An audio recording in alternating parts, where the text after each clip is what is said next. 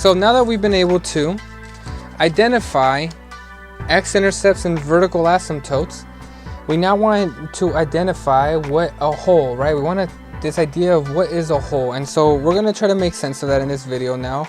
All right, we've hopefully figured out how to find x-intercepts, vertical asymptotes. Well, now how do we find a hole in a function? So one of the ways that forms get holes require the use of limits, which is in calculus, but there's maybe another way to think about it, right? So let's say the equation for this graph that we have here is y equals, it is, this problem here is asking us, well, what if we want to identify, let's go ahead, it says find your x-intercepts and identify your vertical asymptote. So what we need to do that is we need to, well, to find the x-intercepts, we set the numerator equal to 0, x plus 1, x minus 2. We're going to get 0 equals x plus 1 and 0 equals x minus 2. Here we subtract 1 on both sides. We're going to get that our x-intercepts are x equals negative 1. And then over here we're also going to get, if we add 2 to both sides, we're going to get that x equals 2. Well, that's great. Now let's find the vertical asymptotes. We do the same thing and say we set the denominator equal to 0. All right, and so you can see that I'm doing that right here. We're going to get 0 equals x minus 3 and 0 is equal to x minus 2. We add 3 to both sides and we're going to get x equals 3. And then we add 2 to both sides and we get x equals 2. Okay, so according to what we just did, all right, according to what we just did, our x-intercepts are x equals negative 1, x equals 2, but our vertical asymptotes are x equals 3 and x equals 2. And this is a problem because according to what we just did, we have that an x-intercept is x equals positive 2. And over here when we found the vertical asymptotes, we get that x equals positive 2.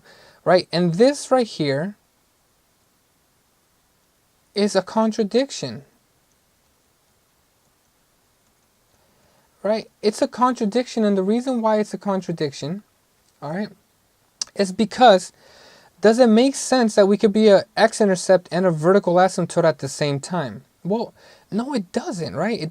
This right here doesn't make sense that we could be both at the same time, because to be an x-intercept, right, means that you need to cross your x-axis, but to be a vertical asymptote means that your function does not touch it there. So if you're an x-intercept, that means you're touching the function, but then the vertical asymptote means you're not touching it, right? And when we get this contradiction, that's what is considered a hole.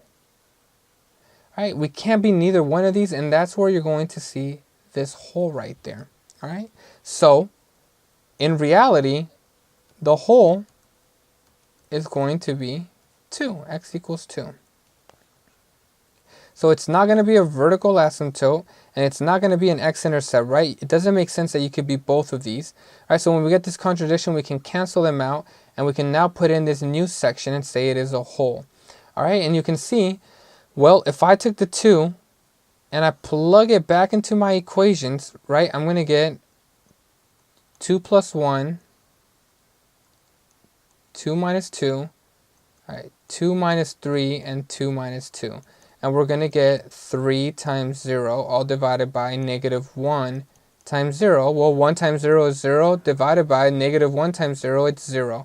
And so you could see that we're also going to get a hole, essentially, when you get 0 over 0, right? That your x-intercepts are 0 and your vertical asymptotes are 0, and this is a contradiction. And this is where we end up getting a hole. At x equals 2, right over here, x equals 2, we have a hole. All right, so again, now you'll be able to tell if you look up here in the equation, well, you can always tell when there's a hole when you get the exact same factor on top or bottom, all right? So once we get the same factor top or bottom, that lets us know where the hole is located at, and you can see that it's located at right over here. So why don't we go ahead and apply it to this other problem that we have here, okay? The equation for this one is x plus 1, x minus 1, and we're going to get x minus 5, all divided by x plus 2, x minus 2, and x plus 1. Okay, so you can see in this problem here, all right, one of the first things I want to do is, so now let's say that this problem is asking us to find our hole, our holes, our x-intercept and our vertical asymptote.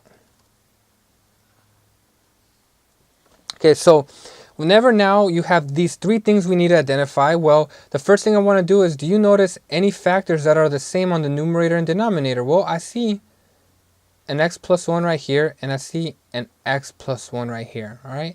Because these are the exact same things on top or bottom, just like we showed on the previous example. That tells me where the hole is going to be located. Well, x plus 1 equals 0. We set it equal to 0 and solve for it.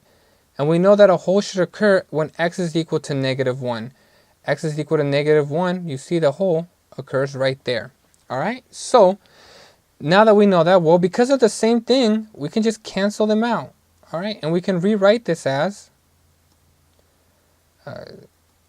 x minus 1, x minus 5, all divided by x plus 2 and x minus 2. Now, if I take negative 1 and plug it into the equations in here, all right, if I take them and plug them into the numerator, and the denominator, that's going to let me know what the y value is, which is located right over here, right? And so we're not going to do that for now. We're just identifying where the x value is. But if you wanted to, now when we cancel out the same factors, top or bottom, we have this equation, and we can use this equation now to find our x-intercepts and our vertical asymptotes. So we're going to get for our x-intercepts, 0 equals x minus 1, x minus 5. All right, so 0 is equal to x minus 1, 0 is equal to x minus 5. We add 1 to both sides, and we get that x is equal to 1. Add 5 to both sides, and we're going to get x is equal to 5. For the vertical asymptotes, we're going to get 0 is equal to x plus 2, x minus 2.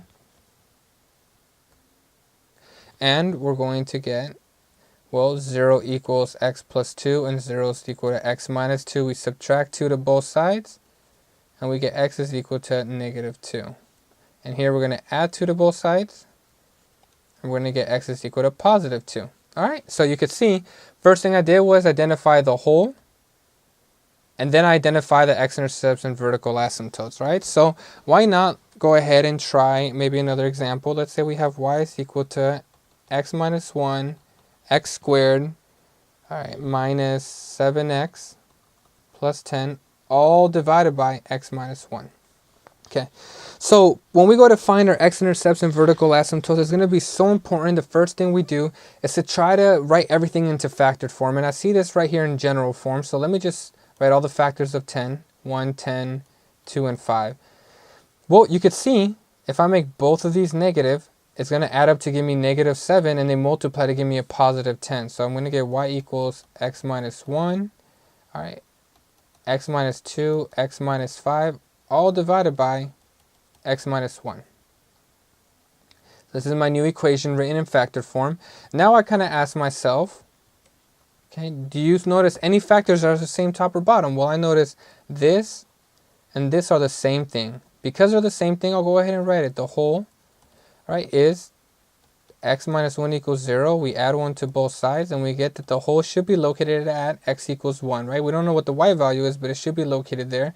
Let's cancel these out, and we're just going to get x minus 2, x minus 5.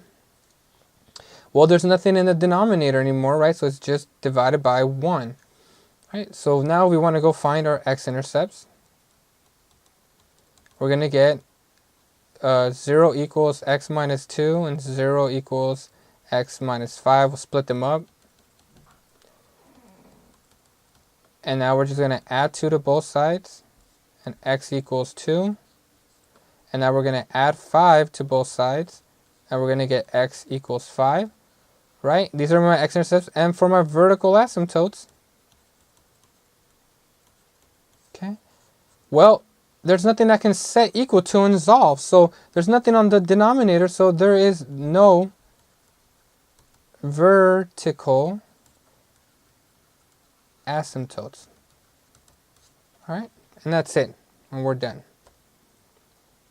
All right, well, why not go ahead and try maybe something else? Let's try something like y equals, let's say, x minus 1 divided, let's say x, hold on, let's change that up a bit.